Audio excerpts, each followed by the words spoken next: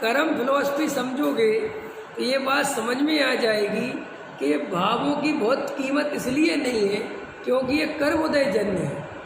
इसलिए तुम जिस क्रोध मान माया लोभ से घबराते हो ना, कितना क्यों आता है, तो वो तो अगर पूरब में कर्म बांधा है तो वो तो आएगा। करोगे क्या, मतलब क्या करोगे, नहीं समझ में आए। जैसे तुमने पूरब में कोई कर्म बांधा, बहुत तीव्र कसाय करी थी, बंद गया बंद। अब भाई वो उदय में आता है तो तुम क्रोध नहीं भी चाहते तो क्रोध होता है, तुम मान नहीं चाहते तो भी मान होता है, तुम लोभ नहीं चाहते तो भी लोभ होता है। ऐसा होता है कि फिर हम लोग परेशान होते हैं कि हम करें क्या। तो भाई अगर कर्मों से बचना है तो कर्म की तरफ मत देखो, आत्मा की तरफ देखो, भेद ज्ञान करो। क्रोध को रोक नहीं सकते आप, लेकिन क्रोध से भेद ज्ञान कर सकते हो आप। नहीं समझ में आया। क्रोध तो आना है तो आएगी, अब क्या है, वो तो रुकता नहीं। कोई भाव हमसे पूछ के आता है, बोलो तुमसे कोई परमिशन लेके आता हो तो बताओ, क्योंकि भाई उदय है, अब वो एकदम उसी समय उदय। कभी कभी ऐसा देखा तुमने, आप मंदिर में आए और मंदिर में एकदम भाव बिगड़ गया। अब आपको समझ में नहीं आ रही कि जो मंदिर में भाव कैसे बिगड़ गया, लेकिन भैया कर्म को इससे कोई लेना देना थोड़ी कि मंदिर है कि क्या है, उसको तो उदय में आना है, आना है। जैसे एक छोटा सा बालक है 2 साल का 3 साल का, तो वो कुछ नहीं जानता, उसको तो रोना है तो रोना है, चाहे मंदिर हो चाहे कुछ हो। उसको तो भूख लगी है तो लगी है ना। ऐसे ही कर्म का उदय कुछ नहीं जानता, कर्म का तो उदय टाइम आया और तुम कहीं पर भी बैठे हो। देखो मुनिराज आत्मा का ध्यान कर रहे थे कि नहीं, कोई गलत काम तो नहीं कर रहे थे, किसी को मार तो नहीं रहे थे, शांति से अपना आत्म ध्यान कर रहे थे। लेकिन कर्म के उदय ने बख्शा, सोचा कि चलो ये तो कम से कम आत्मा का ध्यान कर रहे हैं, इनको परेशान नहीं करता। ऐसा हुआ। कितने मुनिराजों के ऊपर साधना करते हुए वहाँ उपसर हुए, तो उपसर किसी दूसरे ने किए कि स्वयं का ही कर्म का उदय जो पूर्व में बांधा था।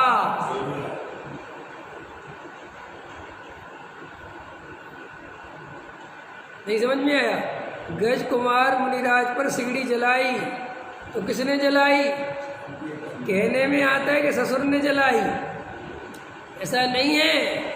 अगर गज कुमार मुनिराज का स्वयं का कोई पूर्व का पाप का उदय नहीं होता तो वो सिगड़ी नहीं जलाता। तो एक तो दूसरे पर दोष नहीं देना, कभी नहीं देना कि तुम्हारे कारण ऐसा हुआ। देखने में ऐसा ही आता है कि तुम्हारे कारण हुआ, लेकिन अंदर निर्णय ये चाहिए कि नहीं, किसी के कारण कोई नहीं हुआ, अपने स्वयं का ही पूर्व का कोई अपराध है, कोई भाव है और उससे कर्म बंधा है, अब उदय में आ रहा है कि नहीं आ रहा है।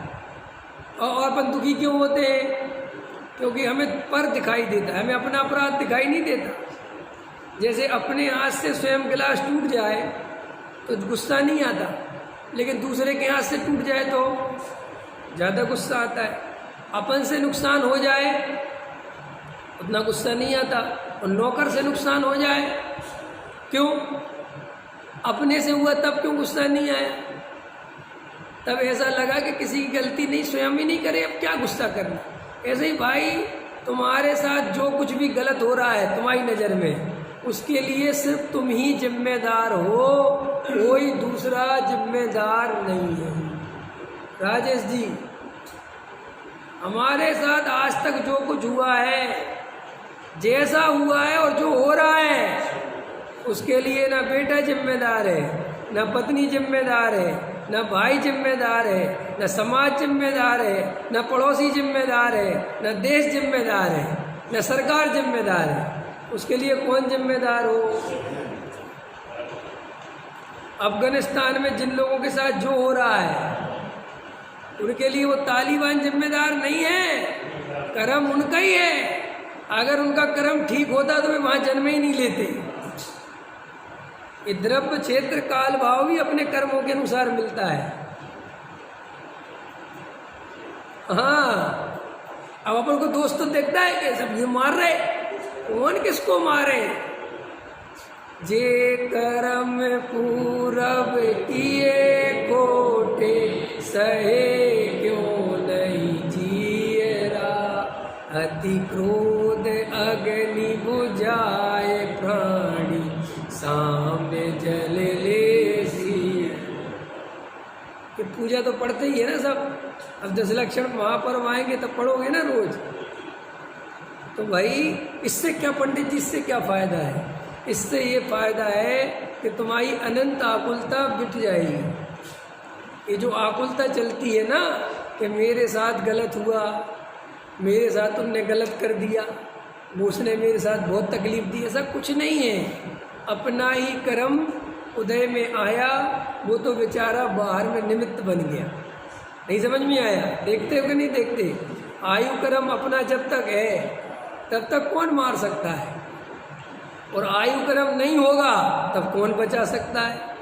ये निर्णय करने हैं आपको, ये श्रद्धा मजबूत करनी है।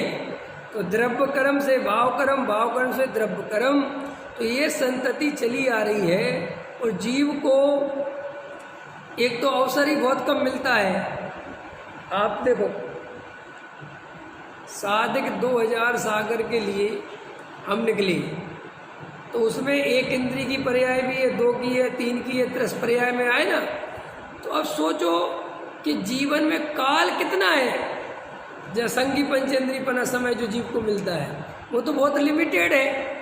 अभी अपन को वर्तमान में ये बात पता नहीं चल रही है कि हम कितना बहुमूल्य पुण्य खर्च कर रहे हैं दिन पे दिन।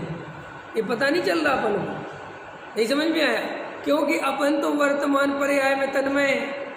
अगर तुम्हारे सामने 1 इंद्री बोले, 2 इंद्री बोलते हो, 3 इंद्री बोलते हो, 4 इंद्री बोलते हो, 5 इंद्री बोलते हो, असंगी बोलते हो, और वो कहे तुम मनुष्य हो, तुम्हारे भाग्य खुल गए। कि हम लोग देखो कैसी हालत है, लेकिन अपन को देखने की फुर्सत ही नहीं है। अपन तो धन पैसा मकान दुकान घर गृहस्थी इसमें ऐसे उलझे हैं कि अंतरंग से याद ही नहीं आता कि ये पर्याय, ये जीवन, ये अवसर चला गया तो फिर दोबारा कब मिलेगा, ना जाने कैसे मिलेगा। हमें आरक्षण वालों पर गुस्सा आता है, इनको मुफ्त की नौकरी मिल जाती है, आता है नहीं, लेकिन अपन से ज़्यादा आरक्षण है किसी के पास।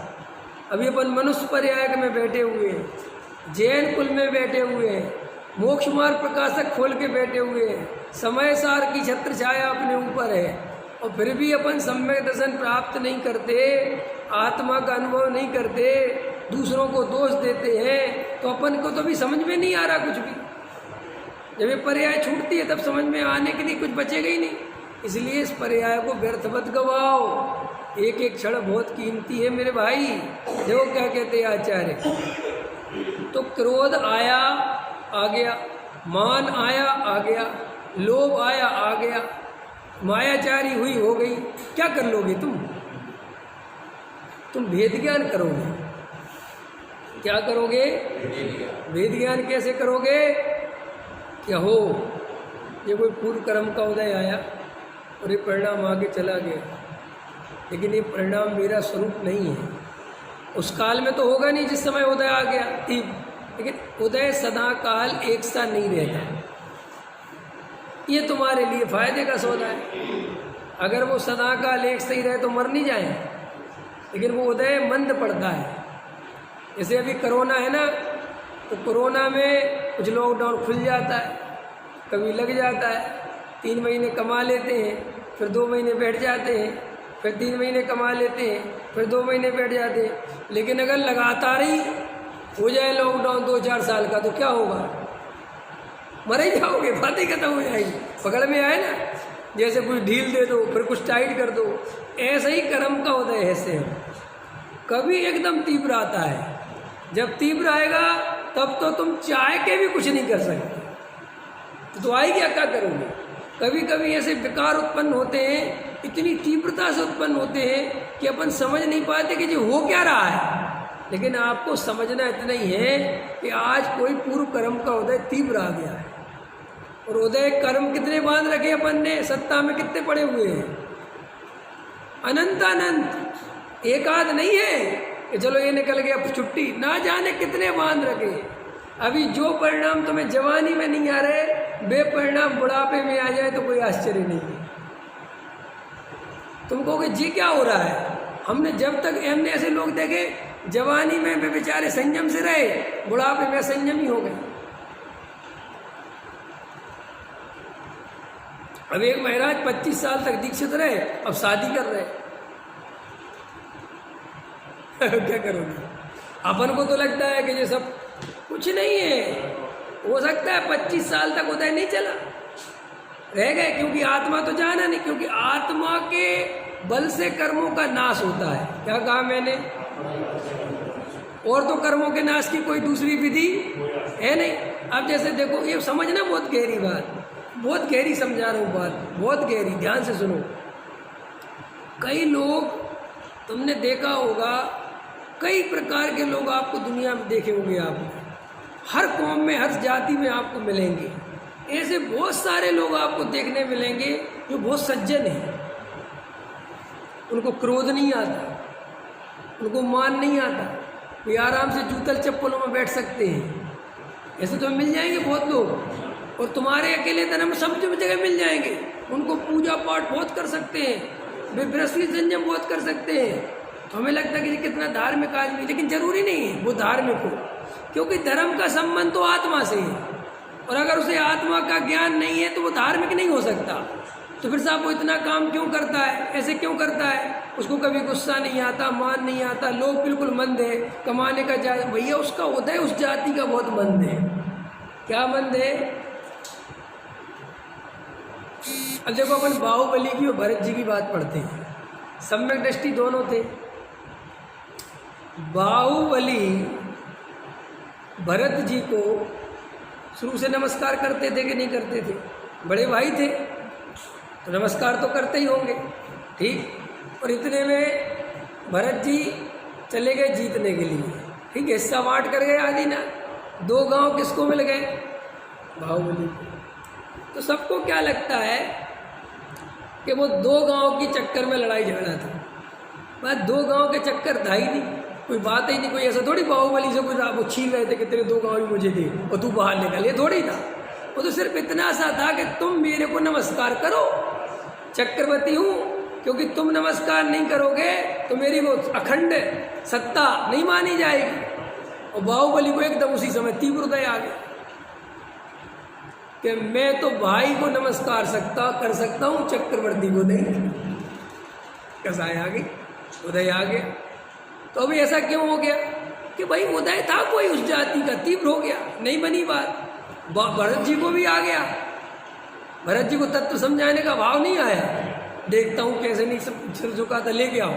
जबकि इतना चाहते थे भरत जी बाहुबली को, तो सोच नहीं सकते, बहुत प्रेम था दोनों में, लेकिन उदय आ गया। और बाद में वो प्रेम दिखता भी है कि जब वो दीक्षा लेके चले गए तो भरत जी उनको संबोधन करने जा रहे कि भैया कोई इसकी भूमि है क्या है? तो इन सब भावों की कोई कीमत इसलिए नहीं है कि जो उदय से प्रेरित है।